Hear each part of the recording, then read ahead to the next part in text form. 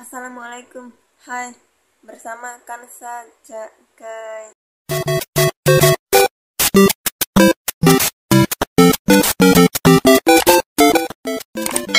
Di sini aku akan menjelaskan tentang 3 perkara. 3 perkara itu apa aja sih? Nah, yang pertama, 3 perkara. 3 perkara yang dibawa mati. Apa saja? Yaitu sedekah jariah, ilmu yang bermanfaat, dan anak soleh yang mendoakan ketika kita meninggal. Sedekah jariah itu apa saja sih? Sedekah jariah berupa kita menyalurkan, mendonasi Al-Quran atau buku-buku ilmu-ilmu pengetahuan. Terus lalu kita membangun masjid, menggali sumur, menanam tumbuhan atau pohon sampai berbuah, berbunga, dan didistribusikan untuk dijadikan bisnis. Itu adalah sedekah jariah. Sedekah yang dibawa oleh mati, yang tidak putus amalan 3 perkara, dari salah satu di antara 3 perkara itu. Sedekah jariah ketika kita sudah mati, dan amalan dari sedekah jariah itu tetap berjalan. Itu salah satu yang penting, yang pertama. Yang kedua adalah ilmu yang bermanfaat. Kita mencari ilmu, banyak mencari ilmu dan mengolahnya, yang mana bisa kita manfaatkan dalam kehidupan sehari-hari sampai besok dan seterusnya. Kita pakai manfaat itu dalam kehidupan sehari-hari sampai kita meninggal. Lalu kita menuangkan ilmu kepada orang, dari satu orang ke satu orang sampai semuanya kita tuangkan ilmu. Itu juga termasuk ilmu yang bermanfaat sesuai dengan kehidupan kita sehari-hari. Kita melakukan apa, kita ajarkan orang sampai orang itu bisa, lalu kita mati dan ilmunya di orang itu tetap berjalan. Itu karena dari kita yang mengajarinya. Itu yang kedua ya. Yang ketiga adalah doa anak soleh. Ya, ketika orang tua meninggal dunia, anak yang soleh tetap mendoakan demi kebaikan-kebaikan orang tuanya. Itu hal yang penting. Maka ketika kita sudah menikah dan punya anak, satu yang penting itu adalah pertama kali ajarkan anak-anak kita untuk urusan agama dan akhirat.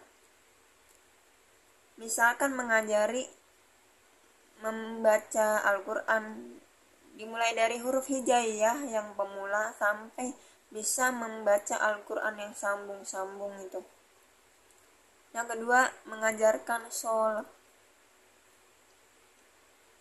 Itu hal yang penting karena sholat itu wajib untuk beribadah kepada Allah Subhanahu wa Ta'ala.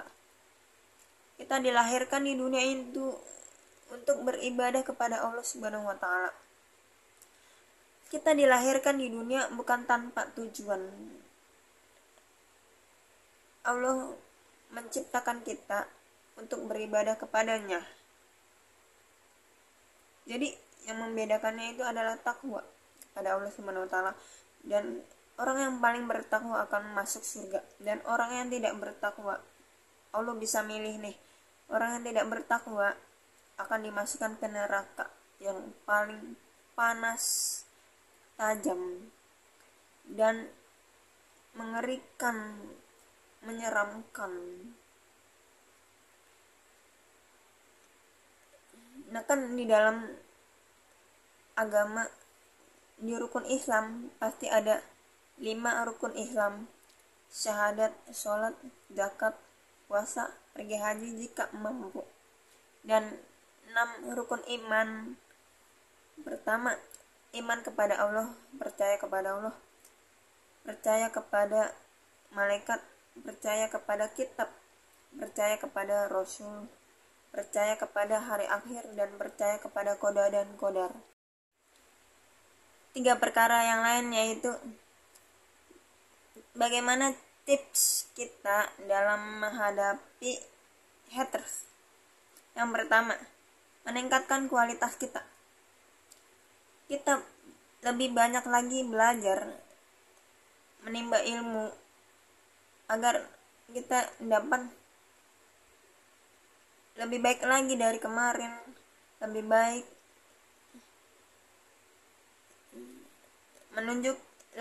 menunjukkan kemampuan kita. Jika haters menyerang jika haters tidak menyukai kita, maka kita lawan dengan bakat kita, dengan kualitas diri kita, dengan kemampuan kita. Jangan lawan haters dengan kata-kata kasar, kata-kata kotor, dan perilaku kasar juga. Karena itu akan sama dosanya. Hater dan kita kalau sama-sama jahat, dosanya sama dan kerugiannya juga sama. Kita juga nggak mau rugi. Biarlah haters yang rugi. Tidak menyukai kita nggak masalah. Kita fokus pada perbaikan diri kita, introspeksi diri kita, belajar dari masa lalu, belajar dari kemarin, supaya kita lebih baik hari ini, esok dan seterusnya lebih baik lagi. Nah, yang kedua, jaga komunikasi. Jangan terlalu dekat dan jangan terlalu mengumbar curahan hati. Ketika kita bertemu, baik yang sudah lama tidak bertemu maupun yang sering bertemu, mau dekat mau jauh, ketika kita bertemu orang itu jangan terlalu menjelaskan secara detail masalah-masalah kita, curahan hati kita, kesedihan kita kepada orang lain.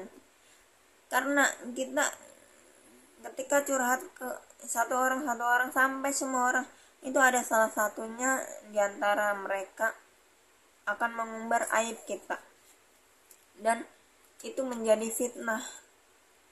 Maka mereka memandang kita itu buruk, padahal kita nggak melakukan keburukan gitu. Yang ketiga adalah memahami bahwa tidak semua orang menyukai kita. Kita nggak bisa memaksakan semua orang untuk menyukai kita, karena pendapat orang beda-beda. Mereka tidak bisa membaca pikiran kita, tidak bisa membaca hati kita. Dan ada kata pepatah, itu bisa dijadikan sebagai motto ya. Semakin kamu disukai banyak orang, maka semakin kamu tidak disukai banyak orang juga. Maka itu hal yang seimbang, itu hal yang lumrah. Kita manusiawi, kadang berbuat baik, kadang berbuat salah, kadang disukai, kadang tidak disukai. Maka dari itu, ketika haters melakukan kejahatan kepada kita jangan balas kejahatan itu. Kita jadikan haters, omongan-omongan haters sebagai motivasi kita, sebagai pelajaran untuk kita agar kita menjadi lebih baik, menjadi lebih maju. Tetaplah kita berbuat baik kepada orang walaupun kita sering disakiti, sering dijelekkan. Kita berbuat baiklah kepada orang, tetap kita jangan melawan mereka dengan hal serupa atau kejahatan serupa, karena dosa kita akan bertambah sama dengan haters.